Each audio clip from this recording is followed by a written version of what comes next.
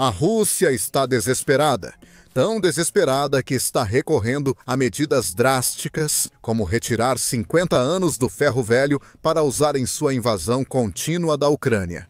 É uma jogada embaraçosa de um país que afirma ser uma das maiores forças militares do mundo. E talvez seja a confirmação mais clara que vimos até agora de que a Rússia está rapidamente ficando sem equipamento militar. A notícia foi divulgada por um pesquisador de inteligência de fonte aberta e inteligência de fonte aberta que usa o nome Jomp no X. Jomp tem rastreado os depósitos de tanques russos durante a guerra, até agora, mantendo um olho em quaisquer movimentos ou atividades interessantes em várias instalações importantes em todo o país. Ele postou várias atualizações interessantes no passado, compartilhando suas descobertas com seguidores e observadores em todo o mundo. No final do ano passado, por exemplo, ele postou uma thread fascinante na qual revelou que a 1295ª Base Central de Reserva de Tanques da Rússia, que já abrigou mais de 1000 veículos, incluindo infantaria BMP, veículos de combate e tanques da era soviética, T-55 e T-62, havia sido quase completamente esvaziada. Foi a primeira vez que vimos algo assim acontecer. Isso ocorreu quando começaram a surgir relatos de que os suprimentos de tanques russos estavam se esgotando. A última atualização de Jomp fornece ainda mais provas para respaldar essas alegações. Em 14 de julho, Jomp postou imagens aéreas de bases de armazenamento de tanques russos, incluindo a 349ª, onde são guardados tanques T-72 soviéticos antigos. De acordo com sua análise, parece que as forças russas começaram o processo de retirar esses tanques, a maioria dos quais remonta ao final dos anos 1970 do armazenamento. E de volta à ação, explicou Jomp. Com base em sinais recentes em grandes bases de armazenamento de tanques, como a 349ª, que mantém os T-72, a Rússia parece estar preparando-os para retornar ao serviço.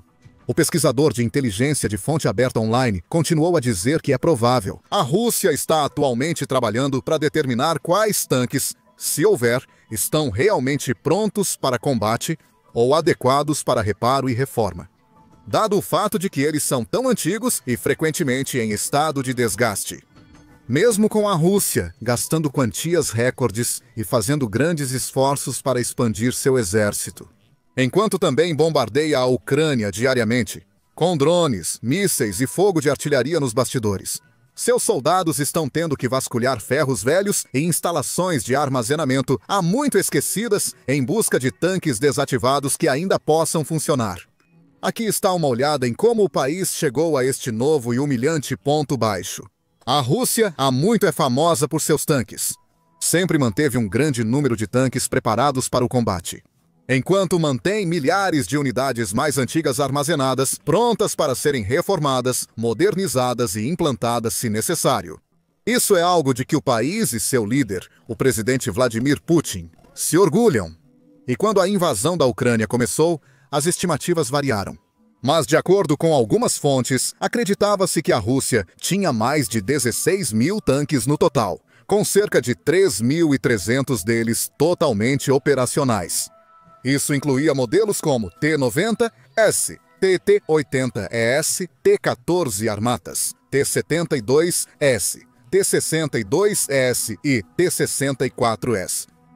No entanto, não demorou muito para as forças armadas da Ucrânia começarem a danificar e destruir os tanques russos assim que cruzaram a fronteira e entraram em solo ucraniano. A Ucrânia tem usado diversos métodos ao longo do conflito até agora para contrariar o exército de tanques do Kremlin, incluindo drones, mísseis guiados anti-tanque e até minas. As armas fornecidas pelo Ocidente ajudaram nisso. A Ucrânia tem conseguido contar com centenas de mísseis americanos FGM-148 Javelin, por exemplo, juntamente com milhares de armas anti-tanque Next Generation Light Anti-Tank Weapon do Reino Unido, que são capazes de destruir tanques com um único tiro a curta distância. A Ucrânia também tem gradualmente dominado a arte da guerra de drones à medida que a guerra avança. E não é incomum hoje em dia ouvir relatórios ou até mesmo ver vídeos de enxames de drones ucranianos, focando nos tanques inimigos, atingindo habilmente seus pontos mais fracos e os despedaçando em um instante. Também é justo dizer que a Rússia não usou exatamente seus tanques de maneira muito eficiente ou inteligente durante a guerra até agora. Tanques têm melhor desempenho quando integrados a forças armadas combinadas. Eles precisam de infantaria por perto para protegê-los contra ameaças de curto alcance, como os mísseis antitanque. Porém, no começo da guerra, os tanques russos eram comumente vistos lutando sozinhos, tornando-os alvos fáceis para as equipes antitanque ucranianas na região. Relatórios indicam que muitas equipes de tanques russos carecem de treinamento e experiência, levando a decisões equivocadas em combate. Além disso, há o fato de que os tanques russos são mais adequados para combate em campo aberto e não funcionam tão bem em ambientes urbanos densos como as cidades e vilas da Ucrânia. Graças à sua vantagem de terreno, os defensores da Ucrânia encontraram maneiras de emboscar e eliminar tanque após tanque. Não há como saber exatamente quantos eles eliminaram no total, e as estimativas variam muito. No início deste ano, por exemplo, a Ucrânia afirmou ter destruído seu 10º milésimo tanque russo. O site de inteligência de código aberto Oryx relata um número muito menor, mas ainda significativo, de cerca de 3.700 a 4.000 tanques. O número real pode estar entre esses valores. De qualquer forma, a Ucrânia destruiu milhares de tanques russos, e a Rússia teve que lidar com essas perdas. Ela fez isso de duas maneiras distintas. Primeiramente, a Rússia tentou aumentar sua produção de tanques. Seu objetivo é produzir tanques mais rápido do que a Ucrânia pode destruí-los, repondo e expandindo seu exército de tanques, na esperança de, eventualmente, superar a resistência ucraniana. E capturando não apenas regiões contestadas como Donetsk e Luhansk, mas grandes cidades como Kharkiv e Kiev. O general Christopher Cavoli, ex-comandante supremo aliado da Europa para a OTAN, confirmou isso no início do ano, escrevendo: as forças terrestres russas na Ucrânia perderam cerca de 3.000 tanques, 9.000 veículos blindados, 13.000 sistemas de artilharia e mais de 400 sistemas de defesa aérea no último ano. Como resultado, espera-se que a base industrial de defesa russa produza 1.500 tanques, 3.000 veículos blindados e 200 mísseis balísticos e de cruzeiro Iskander este ano. Comparativamente, os Estados Unidos produzem apenas cerca de 135 tanques por ano e não produzem mais novos veículos de combate Bradley. Além disso, antecipamos que a Rússia produza 250.000 projéteis de artilharia por mês, o que a coloca no caminho para construir um estoque 3 vezes maior que o dos Estados Unidos e da Europa combinados. As estatísticas confirmam o que Cavoli disse. Segundo a revista Military Watch, a Rússia triplicou a produção de seus tanques de batalha principais T-90M recentemente, passando de cerca de 90 a 110 novos tanques em 2020 para quase 300 em 2024. Simultaneamente, novos tanques têm um custo de produção extremamente elevado. Cada novo T-90M custa até cerca de 45 milhões de dólares.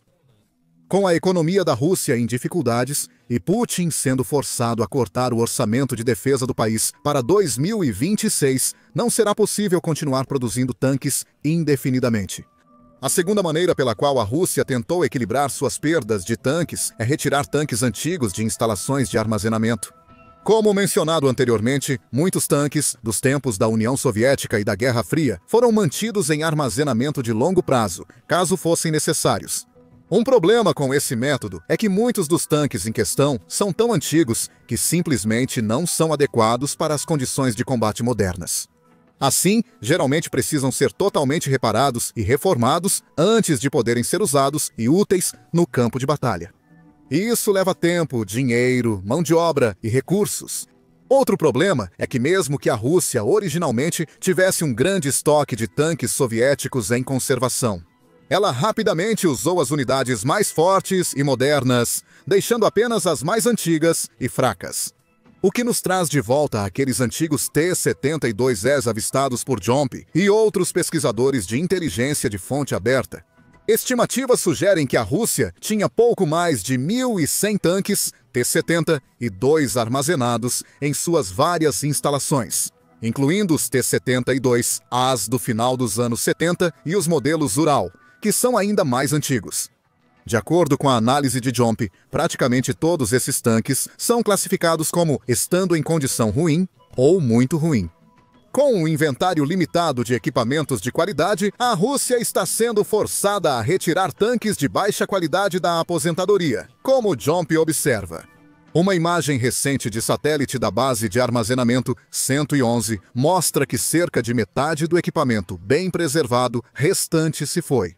Apenas metade da base é visível, mas a que armazenava o equipamento bem preservado restante, quase tudo se foi. É uma história igualmente sombria para a Rússia em outras bases.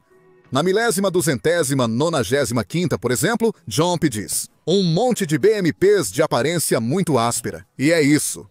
Até o enorme ferro velho está sendo esvaziado. Provavelmente, o oficial local responsável está lucrando com a venda de sucata para os comerciantes locais. Por causa disso, será chocante, mas não surpreendente, se em breve virmos tropas russas dirigindo tanques T-72As e Ural pela fronteira e entrando na Ucrânia. Para entender o quão embaraçosa é essa mão dos russos, precisamos analisar mais de perto os tanques em questão. O T-72A é uma das versões mais antigas do tanque de batalha principal soviético T-72. É um tanque de segunda geração que remonta a várias décadas atrás. Muitas forças militares líderes agora usam tanques de terceira ou até quarta geração. A Ucrânia, por exemplo, recebeu vários tanques de terceira geração de aliados em todo o mundo ocidental, como os tanques Challenger 2 do Reino Unido, Leopard 2 da Alemanha e M1 Abrams dos Estados Unidos da América. A Coreia do Sul, por outro lado, possui o altamente avançado K2 Black Panther de quarta geração, que é amplamente considerado um dos modelos mais sofisticados do planeta hoje. Tanques de segunda geração ainda podem ser viáveis em algumas situações. Mas o fato é que o mundo avançou, e a tecnologia de tanques de hoje supera em muito a de décadas passadas. E quando olhamos mais de perto as especificações técnicas do T-72A, é fácil ver que ele está desatualizado. Por exemplo, o T-72A é alimentado por um motor diesel de 780 cavalos de potência. Isso permite alcançar velocidades de até 60 km por hora em estradas. Ele é capaz de lidar com terrenos difíceis, mas a maioria dos tanques modernos tem motores muito mais potentes. O M1 Abrams, por exemplo, possui um motor de 1.500 cavalos de potência, que proporciona o tipo de relação potência-peso que o T-72A só pode sonhar. Graças a isso, tanques mais modernos como o M1 podem se mover muito mais rápido em diferentes tipos de terreno. E falando em movimento, uma das principais fraquezas do T-72A pode ser vista quando o operador o coloca em marcha a ré. Ao recuar, ele se move em ritmo de lesma, bem abaixo de sua velocidade normal. Isso o coloca em uma séria desvantagem tática. Em contraste, o tópico de hoje top. Tanques como o M1 Abrams possuem várias marchas a ré, permitindo atingir altas velocidades ao retroceder, geralmente nas mesmas velocidades da marcha à frente. Como se estivessem avançando, isso os torna significativamente mais móveis. Tanques modernos também possuem sistemas de transmissão e suspensão mais avançados do que modelos mais antigos e obsoletos, como o TT-72A. Eles se comportam melhor em terrenos acidentados, proporcionando uma viagem mais suave e confortável aos passageiros. Em contraste, andar em um 72A é uma experiência notoriamente desagradável. O interior está longe de ser ergonômico, mesmo com uma equipe de 3 homens. Sente-se apertado e claustrofóbico, com aqueles dentro forçados a contorcer seus corpos em posições desconfortáveis por horas a fio. Isso pode não parecer tão importante no contexto geral, e os tanques não são exatamente projetados para serem aconchegantes e confortáveis.